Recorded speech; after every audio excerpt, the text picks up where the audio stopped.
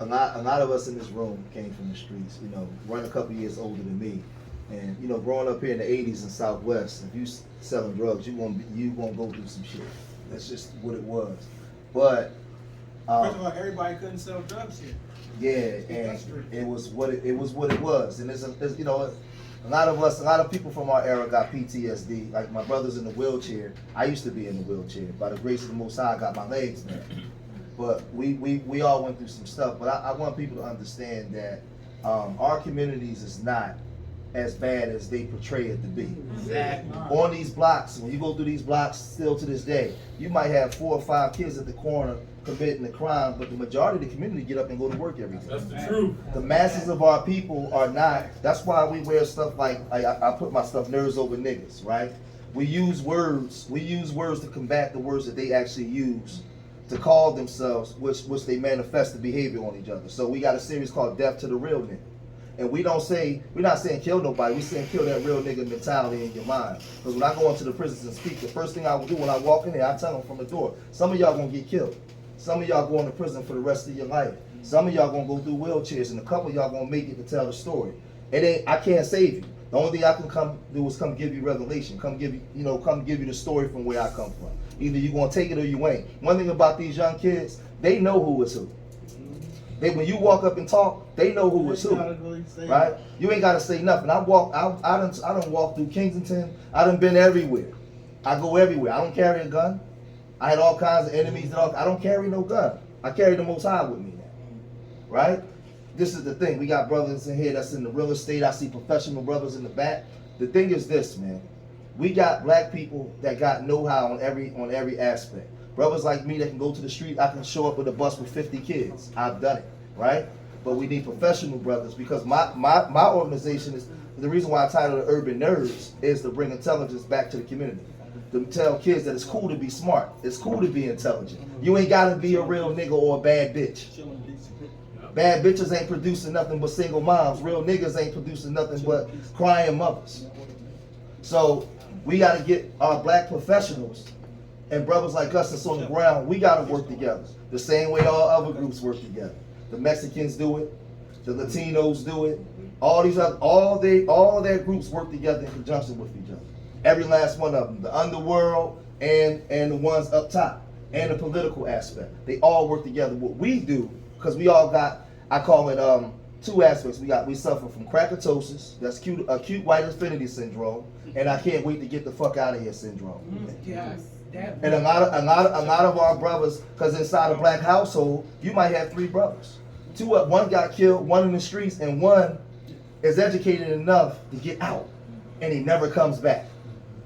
But he's still a black man with achievements, but he has no power because he's one amongst the masses of other groups that works together as a group.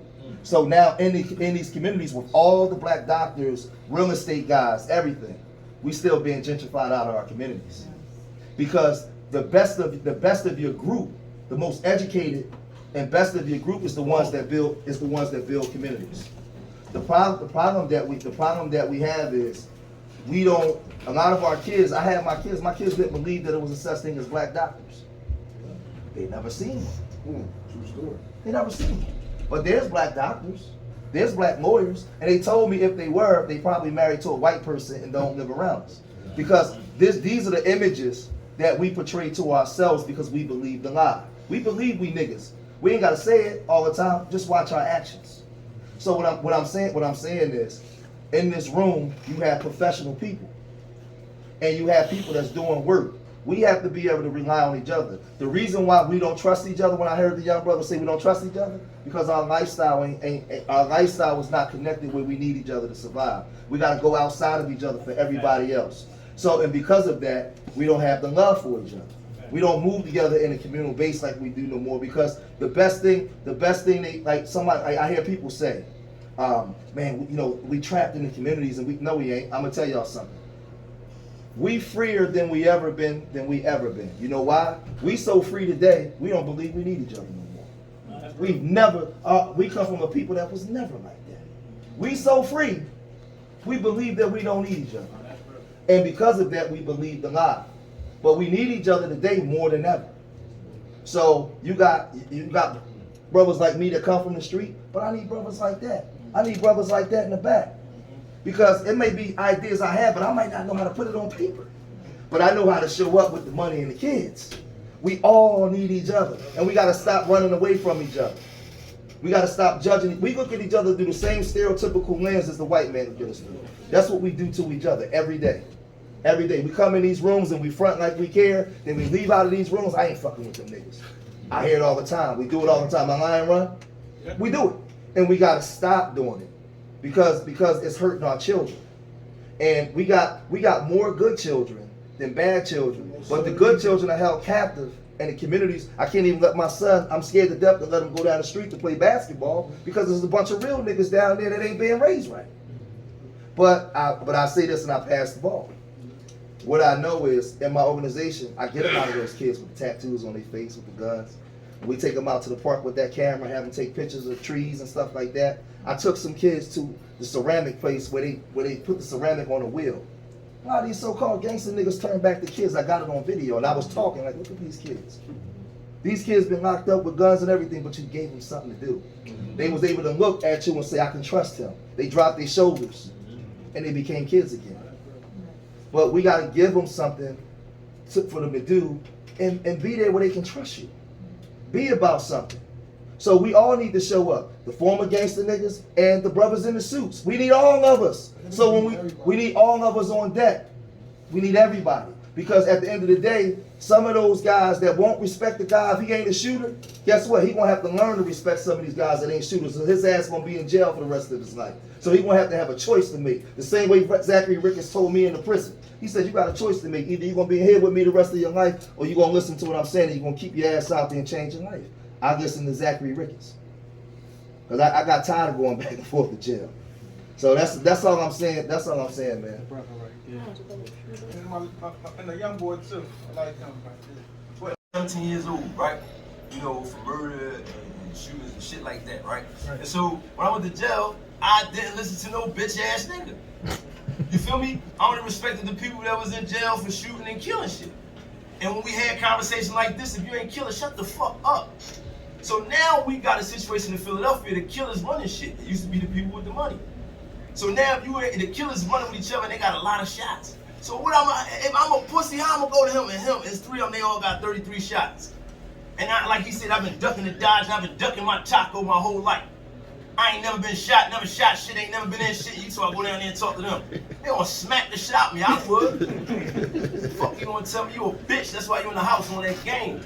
Go talk shit on Call of Duty. Go play that Grand Theft Auto shit where you get tagged out here. That's why they not listening, because a lot of bitch ass niggas trying to talk to them. You feel me? I don't give a fuck what you on. I'ma bust your ass. If you 12 with your pole or you 52, I don't give a fuck. I'm trying to help you. You try to hurt me, I'ma hurt you. Once you off the porch, you on the sport. You feel me? You tried, you buy, I'm put you on the dive. You get tagged, you have a shit bag.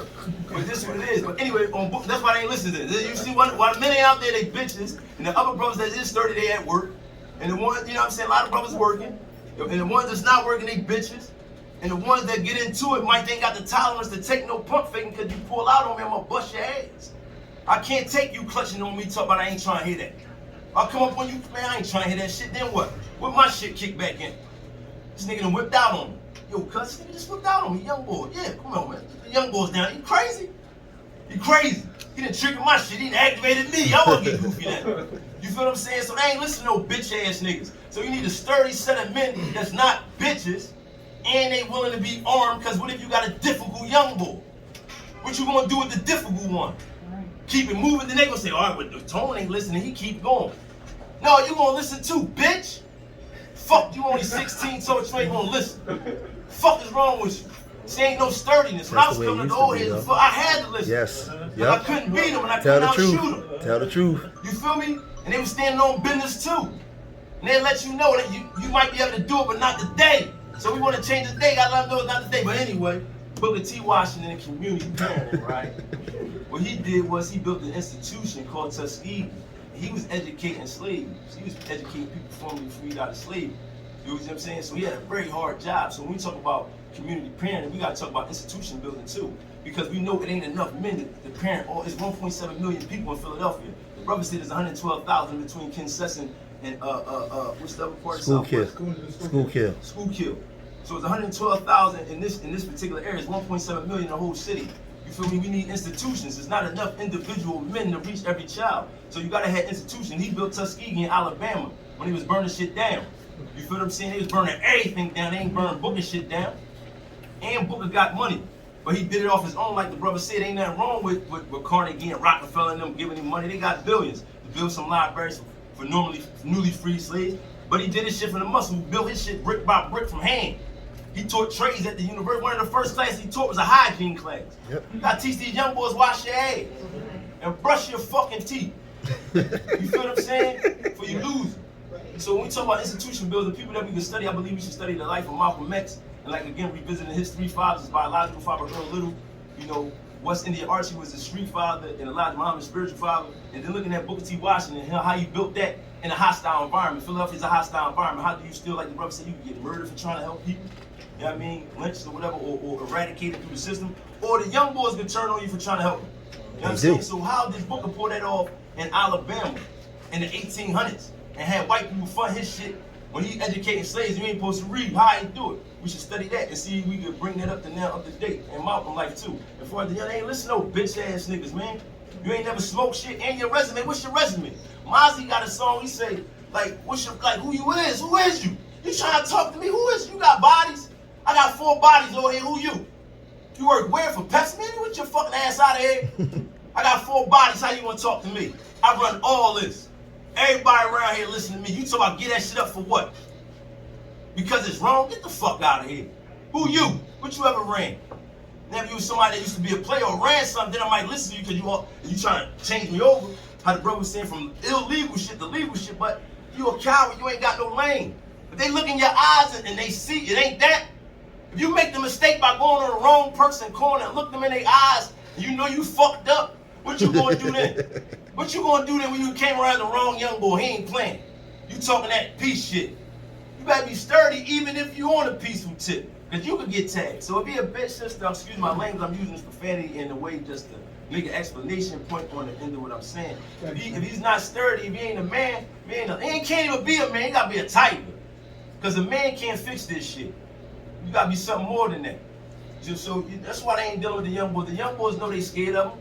How you gonna help somebody you know you scared of him? If he act like he listening, he only con you until you get what he want, then he gonna go back to what he was doing. Because what you gonna do about it, bitch?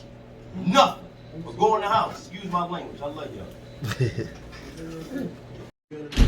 And my kid. we can't lose sight of this, right, when we have these conversations, because it's important. What the young brother was saying, we gotta listen, right? I don't agree with everything he said, but I understand why he said it. A lot of us grow up, we see the same buildings, it's the same way, nothing's changed. We see black people in positions of power, and they talk the stuff that we hear talk, and nothing gets done. So a lot of our people have lost faith in the people that we look to be in charge of us to make the decisions for us in our community fail. So when you guys start talking from a different perspective of saying let's manipulate it to work for us, they don't understand that talk. Yeah. They just hear the language. So we got to learn how to listen to each other. And we got to know where people are coming from when we're talking to them. As I always say, in order to reach the people, you got to know who you're talking to. When people come in the room, you got a bunch of people in the room, different people got different perspectives, right? So for me, my idea is grassroots. Don't ask the government for much, right? But I understand why you asking for it, though. I get it. I understand everything they say. But I think we need a balance of both. Because a lot of our people are dependent upon government, and a lot of our people don't know how to do for stuff because we don't see power. We see jobs. We've been trained to do that for years. We see jobs. We don't. The idea of power, like a brother could say, man, we're gonna go get some real estate, nigga. Example. I use a street example. We had 50 kilos on the table. I can get a bunch of brothers to sell some drugs with me. But once we sell all the drugs, I say let's all put up 150,000 a piece and let's go co-op. I don't know about that, fam, because we don't have trust in each other. Because what they did to us was, the greatest thing that they did to us was, one of them was take away our ability to do business with each other. And when they did that, we relationships, trust, family structure, and things like that within the community when you have businesses and all that kind of stuff. When the money is circulating, your spirituality, your morals, everything is revolved around that communal base. We don't have that. So now when you hear people start talking about government, you're going to have a lot of our people that's going to say, when they hear that, that's a red flag. Sell out. You niggas the sellouts. Y'all ain't for us. So what I'm saying, before we get triggered, we got to listen. We got to listen. Because I want to know where it's coming from. So that way I can pull my brother or sister to the side and say, you know what, I get it. I get where you're coming from.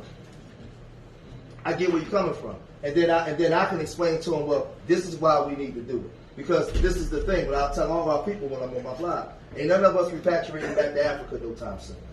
So as long as we're gonna live in these municipalities that we live in, we're gonna have to understand how to take control of the local politics. We're gonna have to get any city council seats, because this is where we live at. We live here. And if we got money in our pocket, we are part of the system that we hate. But we have to learn to manipulate the system to work in our behalf. But what we're going to have to do is we're going to have to learn to listen to each other, because a lot of our people is anti-system, even though they're still part of the system. A lot of our people, some of our people are pro-system. They went to college, everything that they got is based off the system. But guess what? We still end up in these rooms together. So when we end up in these rooms together, we have to listen to see what each other's point of view is, because at the end of the day, all I'm saying is, a lot of our people, like you have the reparations conversation, right? Over there in San Francisco, you got the damn NAACP guy, the 82-year-old man, turning it down as if he speaks for all the black people there.